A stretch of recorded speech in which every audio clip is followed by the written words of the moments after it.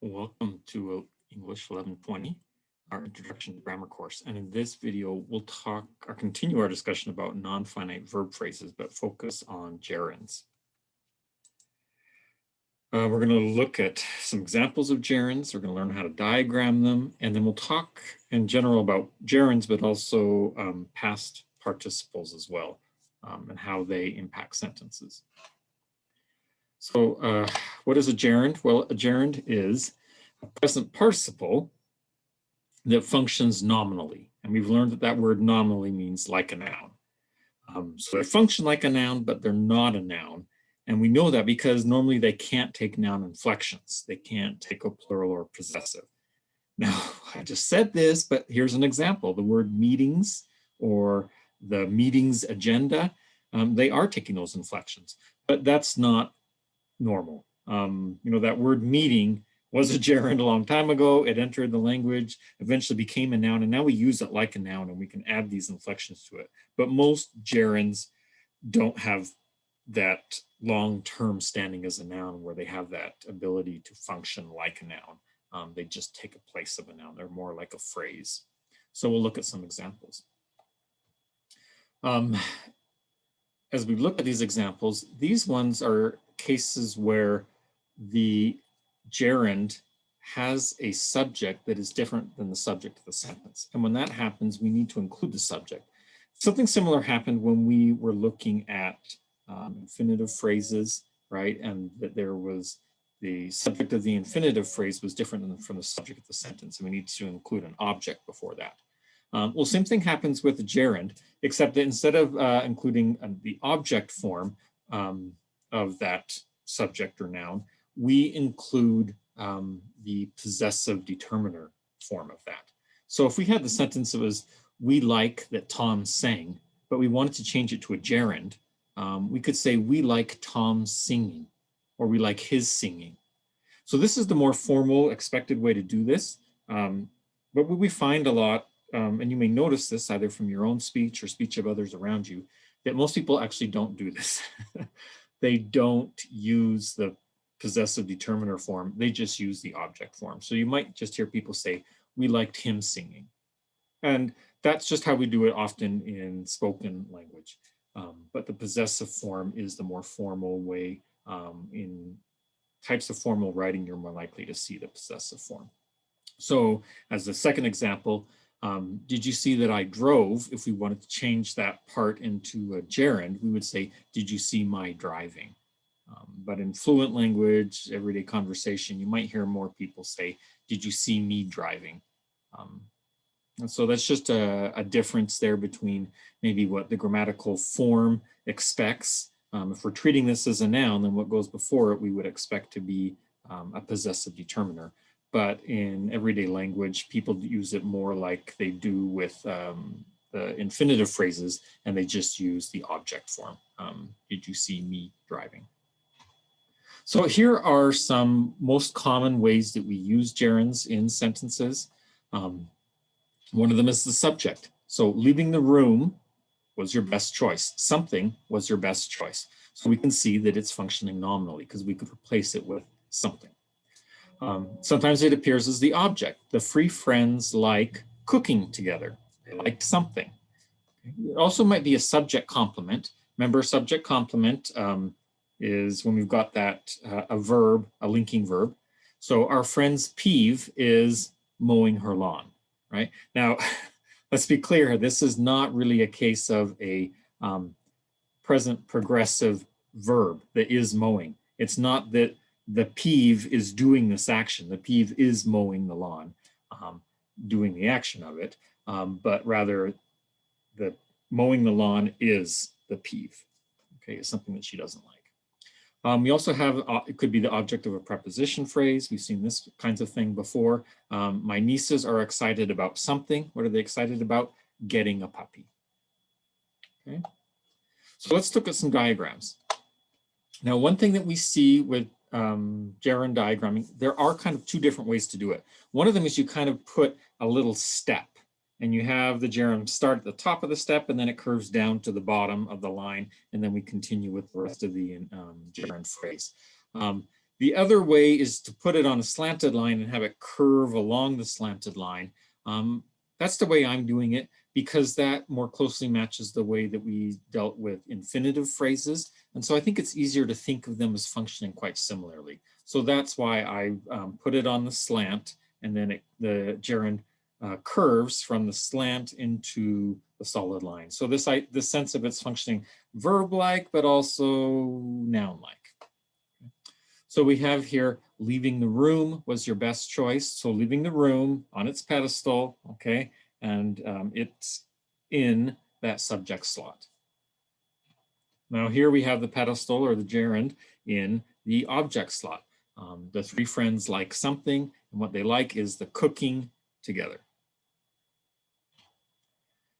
Okay, my friend's peeve is, and then here we have the slanted line because this is a linking verb, okay, and so that in that subject complement slot, we have the mowing her lawn. And then that shouldn't say infinitive clause and adjective complement. Instead, it should say gerund as a object of a preposition.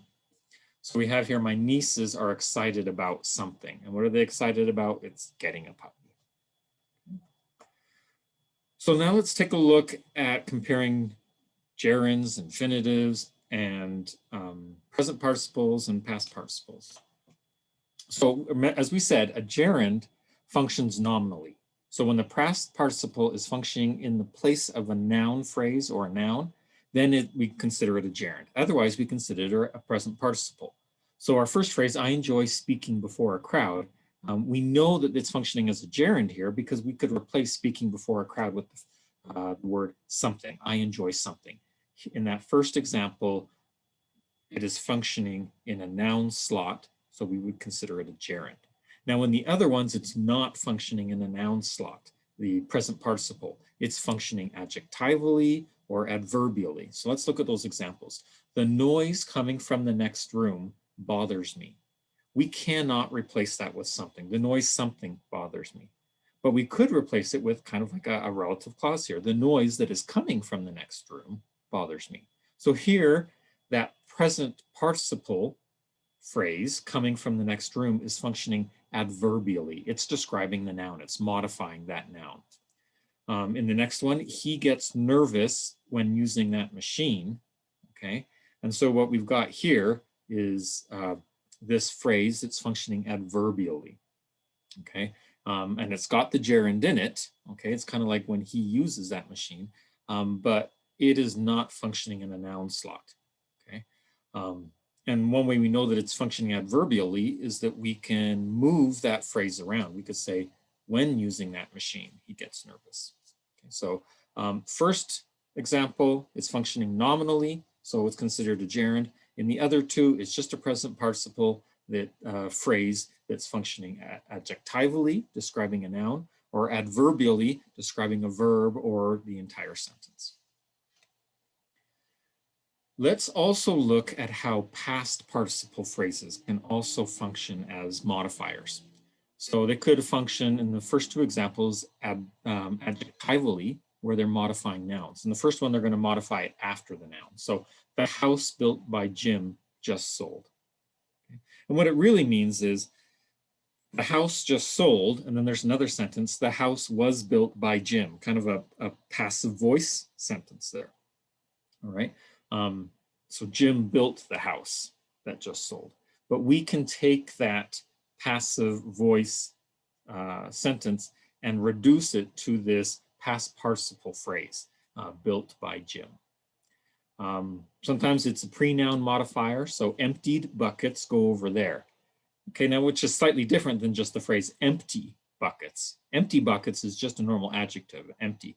But emptied is past participle. We're using it as an adjective, okay, but it's actually coming from in a passive voice phrase, which is the buckets were emptied by someone, okay, or someone emptied the buckets, okay, and so we could use that here in a very short past participle phrase that goes right before that noun. And as we mentioned, past participles can also function adverbially, okay, So here's an example. When cornered, the animals will attack. Okay, and that's coming again from a passive voice sentence, which would be the animals were cornered. Okay, and then so something cornered the animals. But when we can take that part out and just say when cornered, the animals will attack. Okay. In all of these examples, the thing that is the subject of the sentence or the sub-object of the modifier is the same thing that's being talked about in that modifying phrase. And that's why we can reduce it to just that past participle phrase, and we can drop the subject or the other components of that passive voice construction. Now, that is not the case sometimes with sentences. Sometimes writers and speakers, users of English, will use what are called sometimes dangling modifiers or misplaced modifiers sometimes when they're maybe in the wrong spot. But here it's really the problem is when someone has created an infinitive or a past participle or present participle phrase, but that phrase that it is not the subject of that phrase is not the same thing as what it is modifying within the sentence, the noun phrase that it's describing. And so you're having something through the language literally doing an action that doesn't match what is intended. And so when we encounter things like this, we have to use our own logic to realize that something else was actually intended differently than what the language is actually saying. Good writers, good editors avoid these kinds of problems in their writing, but they happen. And so we have to use our knowledge of culture to understand that it doesn't really make sense the way it is literally written. So here's our first example. Unable to start my car, my toddler was late for preschool. Okay, probably not intended to say that the toddler could not start the car. Probably the parent here of the toddler was the one, okay, the me, that could not start the car. But what's happened is toddler is the subject of the independent clause. And me is the subject of this infinitive phrase. And because of that, we've got this mismatch where we have a confusion. One way to change it would be to say, unable to start my car, I delivered my toddler to preschool late, something like that. Let's look at the next one, similar kind of thing. To keep safe, ball caps should have a wide brim. Okay, now to keep who safe? I don't know, wearers of the ball caps, I guess, but the ball caps don't need to be kept safe. That's not the intended meaning here. And so we've got this problem where we would need to change it. Maybe to keep safe, you should wear a ball cap with a wide brim. Okay, we can see the other examples here. When stacking heavy boxes, decorations might get crushed. Okay, now decorations were carrying a heavy box. Yeah, maybe the decoration would get crushed, but that's not the intended meaning here, okay? It's an employee or a person. So when stacking heavy boxes, be careful not to crush the decorations, okay? And when we say be careful, we're using the imperative. So you is implied, and that is also the subject of the stacking the boxes. When you are stacking heavy boxes, you should be careful not to crush the decorations. Smelling the food, I called everyone to dinner. Okay, probably it's everyone is smelling the food, and that's why I'm calling them to dinner. While closed for maybe a week, sorry, it's missing that, someone robbed the store. Okay, now the store is closed, not the someone who is doing the robbing. So again, we want to change that. While closed for a week, the store was robbed, maybe. Completely surprised, the party was just what she needed. Okay, the party is not getting surprised, it's she, so we might want to change it. Completely surprised, she said that the party was just what she needed, something like that. So we looked at gerunds and described how gerunds can function similar to infinitive phrases. We learned how to diagram them, but then we also looked at how past participle and present participle phrases can create that dangling modifier problem, where the subject of the phrase doesn't match the subject of the independent sentence. So that's something to be aware of when you're writing, editing, to make sure that ambiguity and confusion is eliminated by matching those properly.